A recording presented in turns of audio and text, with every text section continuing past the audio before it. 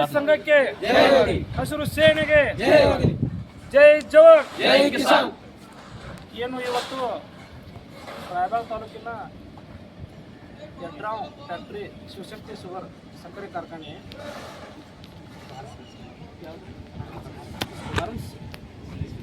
ಬಿಸ್ಲರಿ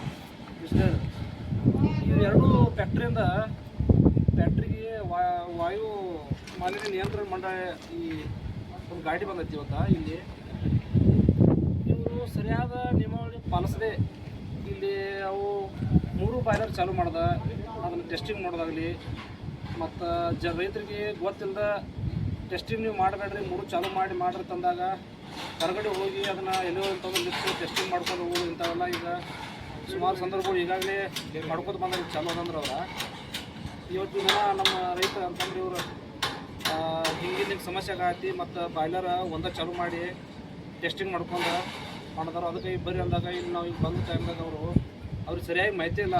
ಗಾಡಿ ಅವರು ಇದನ್ನು ಮಾಡೋರಿಗೆ ಅದನ್ನೇನು ಟೆಸ್ಟಿಂಗ್ ಮಾಡೋರಿಗೆ ಆಪ್ರೇಟರ್ಗೆ ಏನು ಮಾಡಬೇಕು ಏನು ಕೇಳಿದ್ರೆ ಸರಿಯಾಗಿ ಹೇಳ್ತಾಯಿಲ್ಲ. ಅಂದ್ರೆ ಅವರು ಆಡಳಿತದವ್ರು ಏನು ಹೇಳ್ತಾರೋ ಆ ಥರ ಮಾಡಿದಾರೆ ಅವರು. ಯಾಕಂದ್ರೆ ಈಗಾಗಲೇ ಇದ್ರದ ಬೆಂಗಳೂರು ತನಕ ಹೋಗಿ ಬಂದಾರೆ ಇವರು.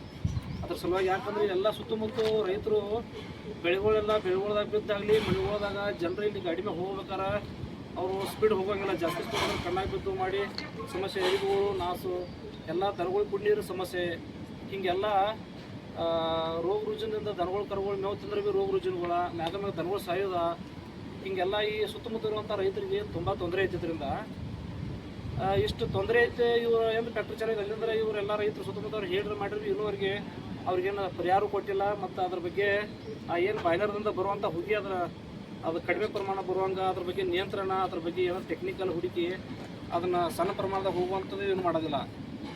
ಅದಕ್ಕಾಗಿ ನಾವು ಇವತ್ತಿನ ದಿನ ಎಲ್ಲರೂ ತಿಳ್ಕೊಂಡು ಹೇಳೋದು ಯಾವತ್ತಂದ್ರೆ ಈ ಏನು ಟೆಸ್ಟಿಂಗ್ ಬಂದವರು ಇವತ್ತಿನ ದಿನ ಅವರ ಟೆಸ್ಟಿಂಗ್ ಮಾಡದೇ ಹೋಗ್ಬೇಕು. ಯಾಕಂದ್ರೆ ಟೆಸ್ಟಿಂಗ್ ಯಾಕೆ ಮಾಡಬಾರ್ದು ಅಂದ್ರೆ ಫ್ಯಾಕ್ಟ್ರಿ ಚಾಲೂದಾಗ ಬರಬೇಕು, ಟೆಸ್ಟಿಂಗ್ ಮಾಡ್ಕೊಂಡು ಹೋಗಬೇಕು. ಅದು ಬಾಯ್ಲರ ಫ್ಯಾಕ್ಟ್ರಿ ಚಾಲೂದಾಗ ಎಲ್ಲ 3 ಚಾಲೂ ಇರ್ತಾವೆ, ಸರಿಯಾದ ರೀತಿ ಒಳಗೆ ಅದು ಗೊತ್ತರ ಟೆಸ್ಟಿಂಗ್ ಮಾಡಿದ್ರೆ. ಟೆಸ್ಟಿಂಗದ ನಿಯಮಾವಳಿಗಳ ಈಗ ಬಂದಾಗ ಮಾಡ್ಕೊಂಡು ಹೋಗೋದು, ಅಧಿಕಾರಿಗಳು ಅದಕ್ಕೆ ಸಪೋರ್ಟ್ ಕೊಡ್ತಾರೆ. ಅಧಿಕಾರಿಗಳು ಇದನ್ನು ಇಲ್ಲ ಮತ್ತು ಟೆಸ್ಟಿಂಗ್ ಮಾಡ್ಬೇಕಾದ್ರೆ 3 ಬಾಯ್ಲರ್ ಚಾಲೂ ಮಾಡಿ ಮಾಡ್ಕೊಂಡು ಹೋಗೋದು ಟೈಮ್ದಾಗ ಇಲ್ಲ ಮತ್ತು ನೀವು ಅಲ್ಲಿ ಏನಾದ್ರು ಅಡಚಣೆ ಮಾಡಿರಂದ್ರೆ ನಾವು ನಿಮ್ಮನ್ನ SP ಕಂಪ್ಲೇಂಟ್ ಮಾಡಿ ನಾವು ಗಾಡಿ ಒಯ್ತೀನಿ ನಿಮ್ಮಾಗ FIR ಮಾಡ್ತೀವಿ ಅನ್ನೋಂಥದ್ದು ಈಗ ಅಧಿಕಾರಿಗಳು ಬೆಂಕಿ ಹಾಕಿದ್ರೆ. ಯಾಕಂದ್ರೆ ಅವರು ಈಗ ಒಂದು ದೊಡ್ಡ ಒಂದು ಇದನ್ನಾದ ಕಾರಣ ಒಂದು ಅವ್ರಿಗೆ ಮನದ ಅವ್ರ ಮಾತನ್ನು ಕೇಳ್ತಾರೋ, ಯಾರು ರೈತರ ಮಾತನ್ನು ಕೇಳಂಗಿಲ್ಲ ಅವ್ರ ಅಧಿಕಾರಿಗಳ. ಹೀಗಾಗಿ ರೈತರಿಗೆ ತುಂಬ ತೊಂದರೆ ಆಗತ್ತೆ ಈ ಭಾಗದ. ಅದಕ್ಕಾಗಿ ಇದನ್ನು ಈ ಜಿಲ್ಲಾಡಳಿತ ಬೇಗನೆ ಇದ್ರ ಬಗ್ಗೆ ಎಚ್ಚೆತ್ತುಕೊಂಡು DC ಅವರಾಗಲಿ, ಇದಕ್ಕೆ ಸಂಬಂಧಪಟ್ಟವರಾಗಲಿ, ವಾಯು ಮಾಲಿನ್ಯದವರಾಗಲಿ ಬೆಂಗಳೂರು ತನಕ ಇದ್ರ ಮ್ಯಾಗ ನಿಗಾ ಇಟ್ಟು ಎಷ್ಟೋ ರೈತರು ಹಾಳಾಗದಾರ ಈ ಸದ್ಯ. ಯಾಕಂದ್ರೆ ಬೆಳೆಗಳು ಹಾಳಾಗತ್ತೆ, ಬೆಳೆದ ಹೊಂಟೈತಿ. ಆ ರೈತ ಹೆಂಗೆ ಬದುಕಬೇಕು?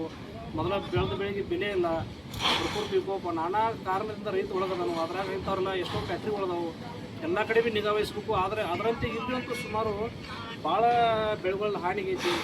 ಆದ ಕಾರಣ ನಾವು ಕಂಪೇಷನ್ ಕೊಡಬೇಕು. ಅದ್ರ ಬಗ್ಗೆ ಸರಿಯಾಗಿ ಅದನ್ನು ಏನು ಫ್ಯಾಕ್ಟ್ರಿದ ಅವರು ಏನು ದೋಷ ಬರಲ್ಲ ಅದ್ರ ಸರಿಯಾಗಿ ಅವರು ವ್ಯವಸ್ಥೆ ಮಾಡಿ ಅದು ಬರಬಾರ್ದಂತ ಒಂದು ಟೆಕ್ನಿಕಲ್ ಹುಡುಕಿ ಮಾಡ್ತಾಯಿಲ್ಲ. ಅದು ಏನು ಹೊರಗೆ ಹಂಗೆ ನಾಶ ಭಾಳ ಕೆಟ್ಟ ದೋಷ ಬರ್ತಾಯಿದೆ. ಆದ ಕಾರಣ ಅದ್ರ ಬಗ್ಗೆ ನಿಗಾ ವಹಿಸಬೇಕು ಅಂತಂದು ಹೇಳಿ ನಾವು ಈಗ ಕೇಳ್ಕೊಳ್ತಾ ಇದ್ದೀವಿ. ಮುಂದುವರೆದ್ರೆ ಹಂಗೆ ಏನಾರು ಹೊರಗಡೆ ಹೋಗಿ ಟೆಸ್ಟಿಂಗ್ ಮಾಡಿ ಹೊರಗಿಂದ ರಿಪೋರ್ಟ್ ಅದು ಕೊಟ್ಟರೆ ದೂರ ರಿಪೋರ್ಟ್ ಕೊಡುವಂಥ ಸಂದರ್ಭಗಳು ಆಗಿದಾವೆ ಈಗಾಗಲೇ. ಈ ಥರ ಏನಾದ್ರು ಮಾಡಿದ್ದು ಈ ಸಲ ಮಾಡಿದ್ರೆ ಅಂದ್ರೆ ನಾವು ಚೆಕ್ ಮಾಡಿ ನೋಡ್ತೀವಿ, ರೈತರು ಹಾಗೆ ಬರೋಂಗಿಲ್ಲ. ಇದು ಎಲ್ಲ ಕಡೆ ಹೇಳಿ ನಾವು ಮುಂದಿನ ದಿನಗಳೊಳಗೆ ಇದನ್ನು ಹೋರಾಟಕ್ಕೆ ಇಳಬೇಕಾಗೈತಿ. ಆದ ಕಾರಣ ಇದನ್ನು ಟೆಸ್ಟಿಂಗ್ ಮಾಡಬಾರ್ದು. ಮತ್ತು ಇದಕ್ಕೆ ಸಂಬಂಧಪಟ್ಟ ಏನು ವ್ಯವಸ್ಥಾಪಕ ಮಾಲಕರದಾರು ಈ ರೈತರನ್ನ ಕರೆಸಿ ಮತ್ತು ಈ ಆಡಳಿತ ನಡೆಸುವಂಥ ಇಲ್ಲೇನು ಒಬ್ರು MD ಅವರು ಯಾರನ್ನೂ ಕರೆಸಿ ಇದೆಲ್ಲ ಸರ್ವೆ ಮಾಡಿಸ್ಬೇಕು. ಸರ್ವೆ ಮಾಡಿಸಿ ಅವ್ರು ಕಂಪ್ಲೇಷನ್ ಕೊಡಬೇಕು. ಅವ್ರದ್ದೇನು ಹಾಳಾಗೈತಿ, ಪ್ರತಿ ವರ್ಷ ಎಷ್ಟು ಹಾಳಾಗೈತಿ ಕೊಡಬೇಕು. ಈಗಾಗಲೇ ಕೋಟಿ ಗಟ್ಟಲೆ ಇವ್ರು ಲಾಭ ಐತೆ, 100 ಕೋಟಿ ಪ್ರತಿ ವರ್ಷ ಲಾಭ ಇದ್ದ ಟೈಮ್ದಾಗ ಇವ್ರಿಗೇನು 1% ಕೊಟ್ಟರೆ ಇವ್ರು ರೈತ ಬದುಕ್ತಿರ್ತಂತ. ಅಂಥ ಟೈಮ್ದಾಗ ಇವ್ರಿಗೆ ಕೊಡುವಂಥ ಮನಸ್ಸಿಲ್ಲ. ಆದ ಕಾರಣ ಇವ್ರು ಅದನ್ನು ಎಚ್ಚೆತ್ತುಕೊಂಡು ಇದನ್ನು ಸರ್ವೆ ಮಾಡಬೇಕು, ರೈತರು ಏನು ಹಾಳಾಗೋದ್ರ ನೋಡಬೇಕು, ಅದನ್ನು ಬೇಗನೆ ಮಾಡಬೇಕಂತ ಈ ಮೂಲಕ ನಾನು ಹೇಳಕ್ಕೆ ಇಷ್ಟಪಡ್ತೀನಿ. ಕರ್ನಾಟಕ ರಾಜ್ಯ ರೈತ ಸಂಘಕ್ಕೆ ಜೈ, ಹಸಿರು ಸೇನೆಗೆ ಜೈ, ಜೈ ಜವಾನ್ ಜೈ ಕಿಸಾನ್. ಏನೇ ಬರ್ಲಿ, ಏನೇ ಬರ್ಲಿ.